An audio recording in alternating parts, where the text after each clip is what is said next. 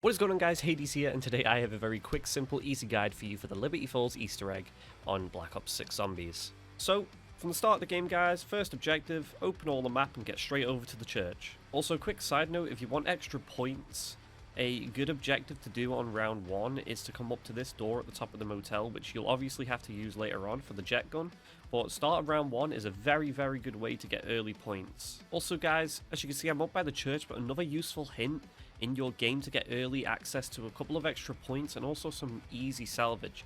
As you can see on top of the church spire here, there's actually a zombie head. What you want to do is you want to throw a grenade up. Usually I like using a Semtex and aiming for the little side bit there, and as you can see, it just blows the head up easily.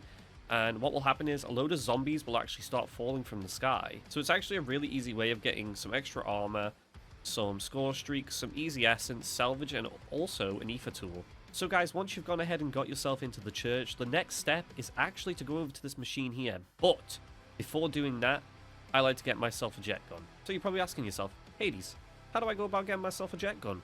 Well, I'm gonna let you know. So there are multiple ways to go about this. You can get yourself the free jet gun from the Easter egg. You can go ahead and use manglers or mangler cannons to basically blow up these cars here and have a small chance of getting a weapon, also a jet gun. You could use the Wunderbar Gobblegum. You could do trials, which sometimes have an opportunity to drop the jet gun. But ultimately, I like to go with just the free jet gun Easter egg, as I find it's obviously the most clinical way of doing so.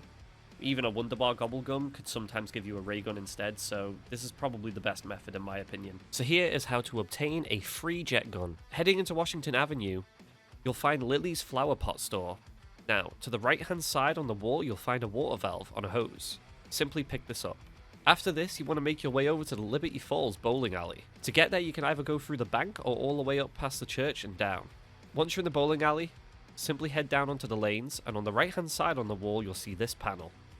Simply melee this panel to open it. Place the water valve, and this is where the tricky part comes in. So this will actually summon in a crap ton of zombies and vermin, and in co-op it's still pretty tricky, but not as tricky as it is in solo.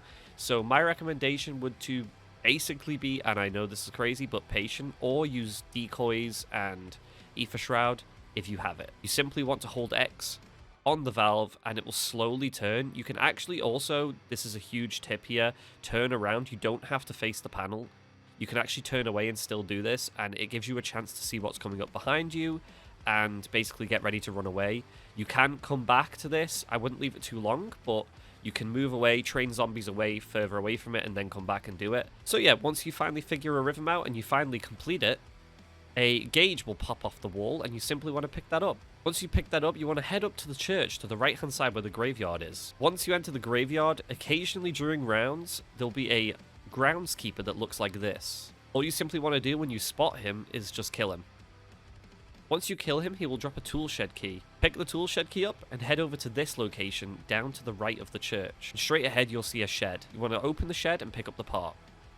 Next, you want to head down to the radio house in Riverside, across from Ollie's Comics. Now, to open this gate, you have 3 options. You can either use a mangler to open the door for you, you can have a mangler cannon that you've got from a mangler to open it, or if you have a mutant injection to turn into a mangler, you can do it that way. Once you've opened the gate with one of those options, head inside the radio house and you'll see trash littered across the floor in several sections. Simply dig up this trash, and in one of them you will find electrical wires. Once you have the electrical wires, that's the last part you require. Simply head back to that room in the top of the motel, go over to the crafting bench, and hey presto, you just got yourself the jet gun. So once you've gone and got yourself the jet gun, you want to head back over to the church and begin the Easter egg. Simply go up to the machine and hold interact. So for the first step, you want to collect 3 parts to the LTG around the map, the first part being here. The second part is actually when you jump down top of the truck and look in this window here, you'll see it just there. But in actual fact, it's a lot easier to actually suck it up from on top of the roof on there, which is much faster if you're speed running. But if you like to know where you're getting the part from, you can simply stand on top of the truck, and it's, you know, pretty simple. And the final part is located down in Ollie's Comics up in the ceiling here. Now you'll want to head over on top of the bank roof. Head over to this crafting bench, and then assemble the LTG device. Once you've got yourself the LTG, you want to head over to the cemetery, go up here to where this purple dark ether cloud is, and place it down. So for 1 minute you need to defend this portal from the purple aura zombies. You don't want to let too many of them in, otherwise you will fail and have to redo this step. Once you've completed that, you notice that the LTG spawns in a red portal and a HVT comes out of it. You'll want to head into the church and grab the Dark Ether canister from the machine. Go ahead down the road and bring the canister to this little thing on the floor here. Drop the canister, and then go ahead and weaken the Mangler to the point that he has purple smoke coming off of him. You'll know when you've done it right because he will look like this. Once he looks like that, you'll want to go ahead and lure him into one of these sections, and then activate the trap. Now, simply just kill him inside of there, and now he's dead. You'll see the purple line go into the canister. Grab the max ammo, pick up the canister, and you'll have a minute and a half to get that canister back to the church with the machine. Place the canister in the machine, and hey presto, that's part 1 of that step done. Now, pick the Strauss counter up from this tray, and head outside. So to begin with, you're going to want to head from the church down towards Liberty Lanes. Hop over this wall and you'll see this device here. Very quick side note, guys.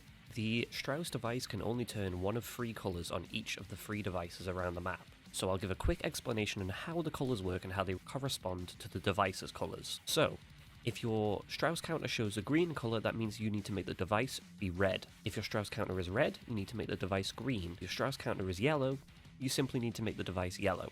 Bring out the Strauss counter using LB or L1. Now, if the screen is yellow, you'll simply want to interact with it, and the little dot on top will need to be yellow. The next device is just off the top of the roof here. Again, you simply just want to repeat whatever colour is on the phone, as mine in my game was yellow, just a light to yellow. Last but not least, just up at the back of the groundskeeper's yard, the last device is here. Once you've done this correctly, it will look like this.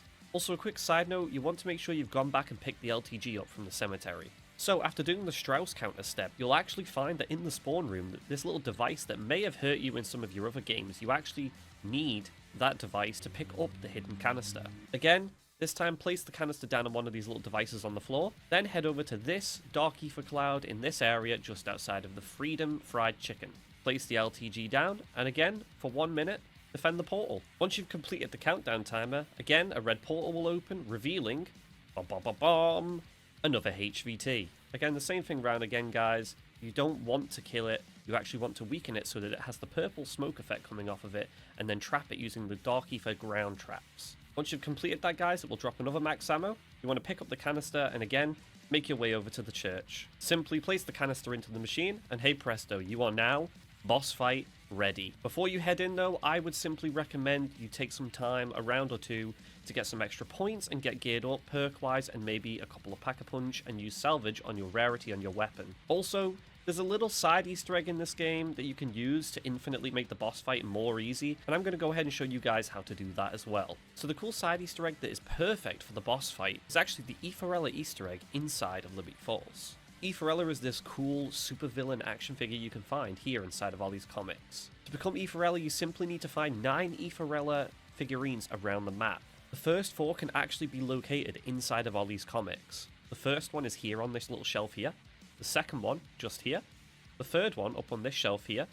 And the 4th one just over on the counter here. The 5th one you'll find on top of the motel sign. Next you'll find just off the side of the bank roof here, just in between these vents. The next one is actually over on this window here. The next one is actually over on top of Liberty Lanes here, on top of the sign. You'll see the figurine just there. You're going to go ahead and suck that over to you. Lol. And then the 9th and final doll you'll actually find on the window here. But I actually recommend that you don't suck it up to your character straight away, as it will actually turn you into Aetherella and it'll be completely wasted. I recommend you suck it into the entrance of the church, just like I have there. Then simply wait until you're completely ready for the boss fight. Okay guys, so once you've gone ahead and got yourself set up, pack-a-punch, perks, free plate vest, equipment, whatever it is that you need, go ahead and head over to the church.